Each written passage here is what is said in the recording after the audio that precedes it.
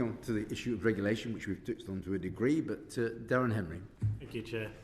So on 28th of March, the committee had an evidence session from 3 regulatory bodies that were overseeing exempt accommodation. So we had the regulator of social housing saw 57% of exempt accommodation, but did not regulate the support aspect.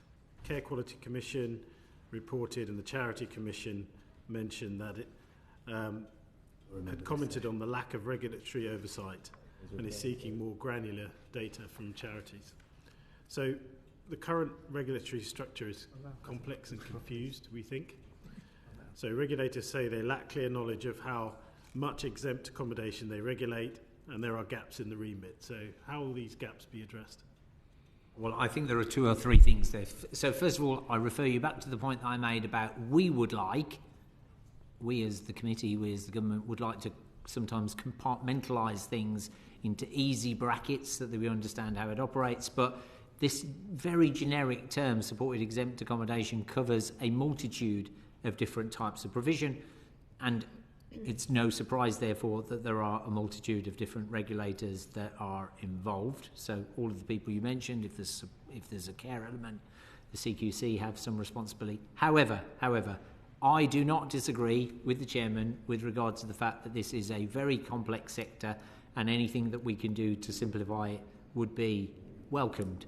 So first of all, this data gathering exercise so that we can understand the size of the sector, the demand and its cost. But secondly, one of the things that I read, or at least I felt when I read the evidence session that you're referring to, is that they want to collaborate. These people these different regulatory bodies want to work with each other, and already do so, to make sure that they operate in the best way that they possibly can, given the restrictions that apply to them at the moment. So first of all, they are already intending to improve the way that they work together. And secondly, we as a government, once we understand better through data the problem that we're trying to solve, and through a continuation of the pilots that we're talking about, will be best placed to figure out what is the best intervention to make.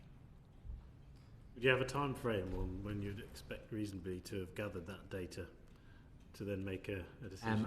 I'm going to turn to Cathy again to say, do we know? I think there are 2 things that we're doing. One is the formal data that Eddie has mentioned. That is being commissioned, so that will take slightly longer. But what we are doing is we are, following the announcement on the 17th of March, we are working with stakeholders across the supported exempt environment, and also with local authorities. And we are exploring different options for the way in which we can look at the regulatory landscape that there is. Where are the gaps in it? As you have said, there are potential gaps. And so what we're doing at the moment is we are gathering information from local authorities, from regulators, so that if there were an opportunity and when we are ready to legislate, then that data and that information has already been mapped. We are working to map the regulatory framework and where the gaps are. One of the things that is, the bit about the support that's provided to residents and the definition of care support and supervision appears to be a gap, but we are looking to work with the regulators to see exactly how we can layer the different regulatory regimes so that the gaps can be closed, to ensure that residents are not being exploited where there is a regulatory option in place to make that safe for them. Yeah, so that's good work, but I think it would be useful for us to know when that's likely to happen in terms of that data being gathered. But moving on, we heard calls for providers to be accredited and for them to be licensed. So do you think you'd support measures like that, Minister? I think the question is, what is the most effective intervention we can make? And there is some accreditation, and depending on whether that is voluntary or not, rogue people won't sign up to something if they don't have to. And so what we need to do is determine what is it, if we're going to flex our legislative muscles, what is it that we would need people to sign up to maximise the impact without driving out people through overburdening them, for example. So no, I understand the point you're making, and it's certainly something that we need to explore. Thank you. Birmingham has championed its Charter of Rights, and the government has laid down a statement of expectations. So will you be providing exempt accommodation conditional on agreeing those types of standards? Again, something we need to consider. I mean, we've good work, and I just shout out to Sharon Thompson, the work that she's done. Particularly, I'm a bit of a fan of her work and certainly her passion for it. And Birmingham is certainly leading the way with the work that they're doing. And I think it gives us the opportunity through Birmingham to be able to understand how effective different interventions are and what it is, how prescriptive we need to be, and what is the most effective way. Anything else to add, Cathy? I think we are definitely exploring, what kind of standards, minimum standards, might be appropriate, and how those standards should be applied.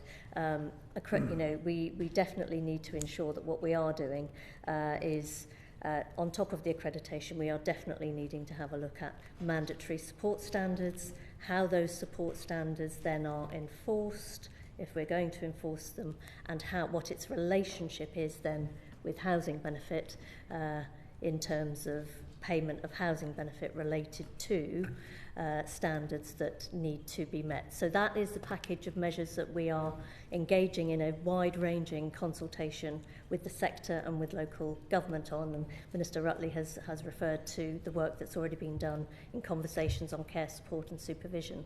So the three things that were announced on the 17th of March, mandatory support standards, looking at the change in care support and supervision, those three things together are what we really need to be looking at to try to put the picture of wraparound support in supported exempt accommodation.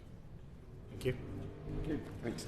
Just come back to the comments then about the look you're having, Cathy Page, at the regulatory regimes that that are available and the gaps that exist. Is one of the objectives at the end that councils, even members of this committee and tenants, might actually be able to understand the regulatory framework when you finish that work? I would hope so, because what we would need to do is we'd have to articulate whether or not there was a gap. So there's no point doing the mapping so that we could see exactly who is responsible for which bits. We have already established that supported exempt accommodation is incredibly complicated in its makeup. There is not one market, there are several markets. And there are several different types of accommodation. So I think by looking at the way in which each of the bits of the market are regulated and by whom, and identifying that gap, we should be able to articulate whether or not there is a gap to be filled, how it should be filled, and by whom.